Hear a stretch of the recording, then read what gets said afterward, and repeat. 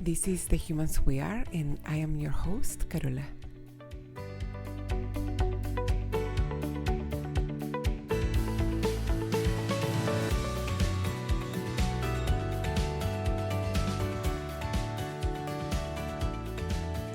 Hello, my dear friends. Welcome to another episode of The Humans We Are. Today we are diving into a topic that truly has the power to transform your life. And I don't mean it lightly.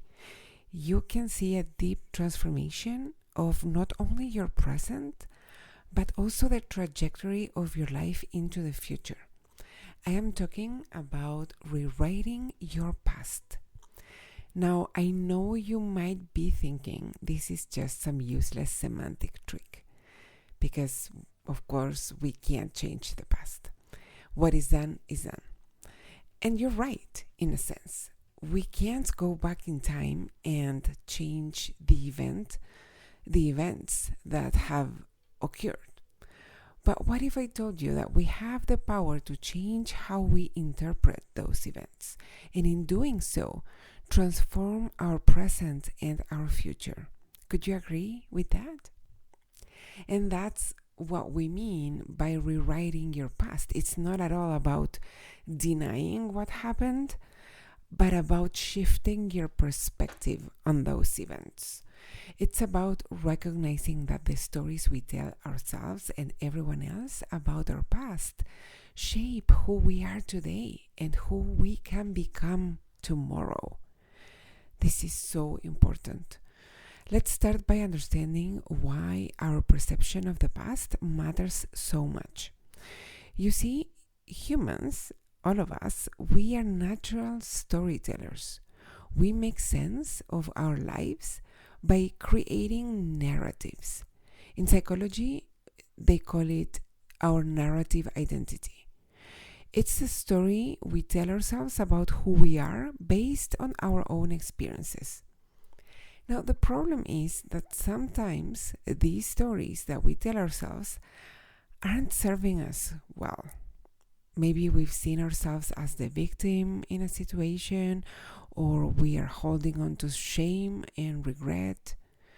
These narratives can hold us back, keeping us stuck in patterns that don't align with who we want to be.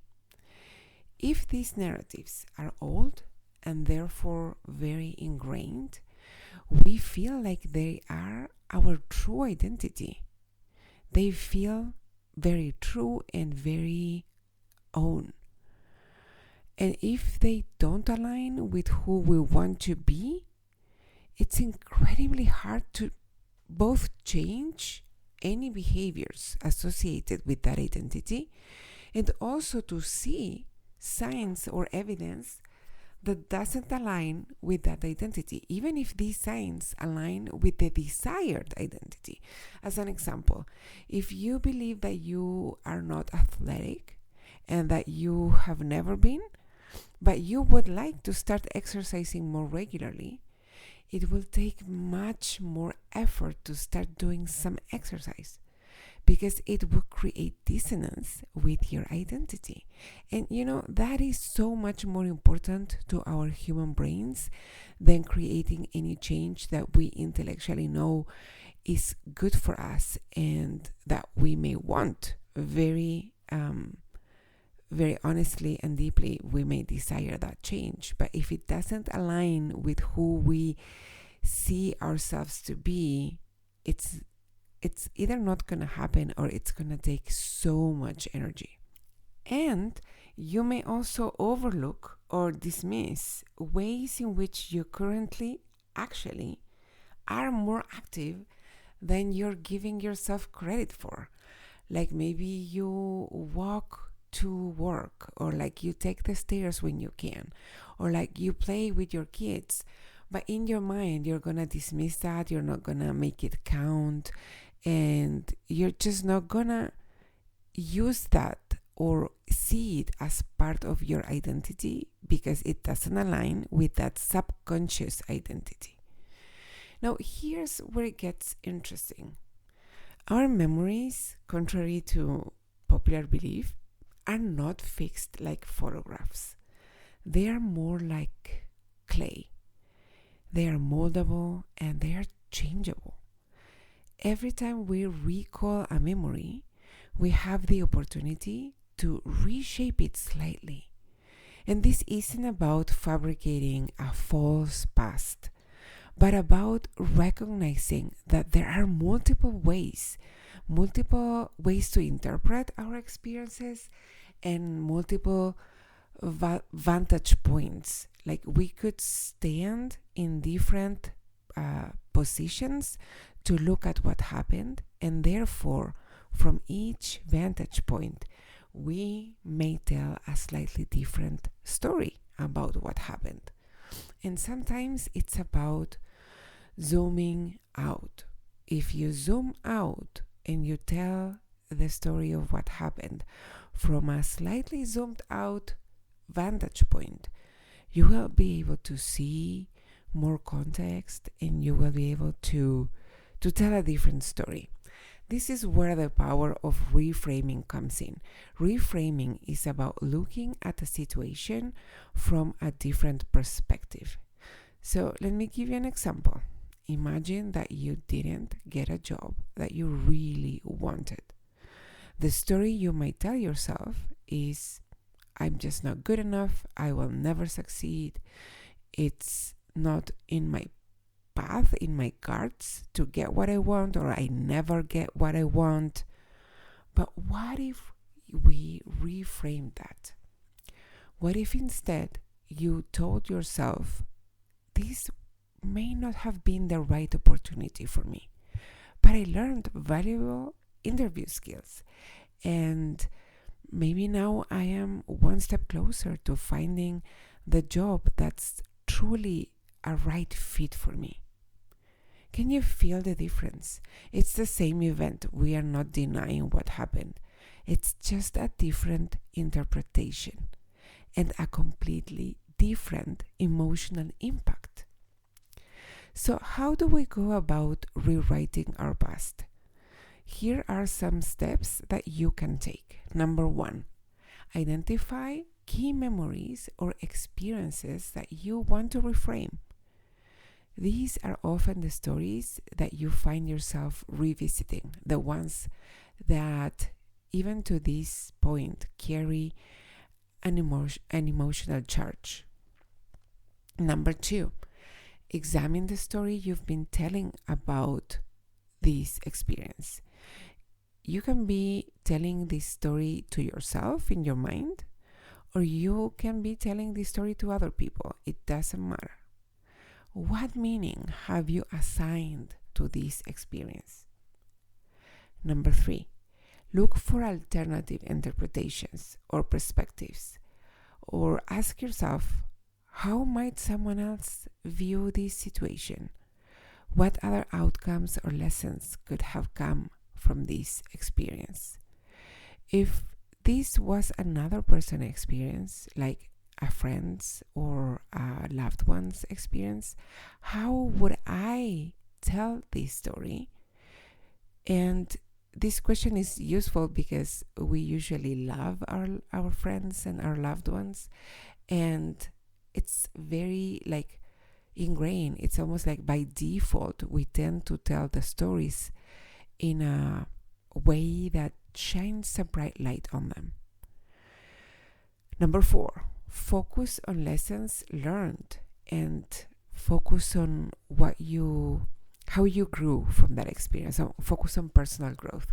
Every experience, even and maybe especially the painful ones, teach us something valuable.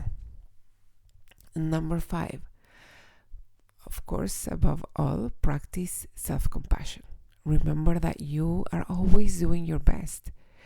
Like you always, with the knowledge that you have, the resources that you have, and the version of you that you are at any given moment in time, you're always trying to do your best. And remember that is true now, and that was true back then. Even if now you have new information or there were unforeseen consequences from that situation that you are using now to tell a bad story about the past event, you were not this version of today back then, and you didn't have the information and the resources that you do now back then. Now, I want to acknowledge that this is not an easy process. You may feel some resistance. You may fear that by reframing the experiences, you may be invalidating them. And remember, this isn't at all about denying what happened. It's about choosing a perspective that serves you better. It's about zooming out and seeing a more complete picture about what happened. The benefits of rewriting your past can be very profound. It can improve your self-esteem and confidence. It can reduce anxiety and depression. It can make you more resilient in the face of future and present challenges. And it can even enhance your relationships, as you will let go of resentments and hurts when you're able to zoom out and see a bigger picture. Now, before we wrap up, I want to guide you through a brief exercise. So think of a past experience that you've been viewing negatively. It could be something that you perceive as a failure, a rejection, or maybe a mistake. And I want you to challenge yourself to find 3 positive things that came out of that experience. Maybe you learned something valuable. Maybe it led you down a different path that turned out well for you, that you could not have seen or considered if that perceived bad thing hadn't happened. Or maybe it helped you solidify what you don't want or aren't available for. Maybe it made you stronger or more compassionate. Or maybe it gave you a beautiful and worthy memory to cherish for the rest of your life. Take a moment to really reflect on this. How does it feel to view that experience through this new lens? And remember, rewriting your past is a process. It takes time and practice, but with each small shift in perspective, you're creating a new narrative, one that empowers you rather than hold you back. Thank you for joining me on this exploration of rewriting your past. I encourage you to keep practicing this. Notice the stories you tell yourself and ask whether they are serving you well or not. And if not, know that you have the power to change them. As I mentioned before, I do one-on-one coaching to help women like you create the changes in yourself and in your life and in your relationships that you want to make, and make them with love and compassion. We focus on helping you feel clear and capable to become who you want to be and create the changes from there. If you'd like to do this, I assure you it's life-changing. My clients have said that they feel so much happier, freer, more confident and empowered after working together, and that they didn't believe that it was possible to not be constantly under such big stress and barely keeping up with their day-to-day life, let alone dream about what an amazing future would look like. But after working together, all of that was possible. You won't regret it. If you're curious, I invite you to a free consult that you can book going to carolafuertes.com/consult. In that consult, we will talk about where you are, where you want to go, and what it would look like to go together, to have support and to take the time that you deserve to take and have the support that you deserve to have. as you create those changes. But it's a zero pressure conversation. If it makes sense to talk about working together, we will take it from there. And by the way, I've been asked this. I don't have an agenda for what your future life, what your future needs to look like. It's about helping you get clear about what you want. And I am not committed to any particular or specific future for you. If you are not ready yet to jump on that call, but you want to support the show, rating and reviews are the best way. And of course, helping me spread the word by sharing this episode with a friend who might like it. If you have any comments, suggestions for topics to cover, or feedback of any kind, you can email me at carolafuertes.com, or you can also DM me on Instagram, where I am at fuertescarola. Okay, until next time, in the meantime, be kind to yourself, embrace the power of your own narrative, and keep growing in self-understanding and self-compassion. That's all for now, my friends. Bye-bye.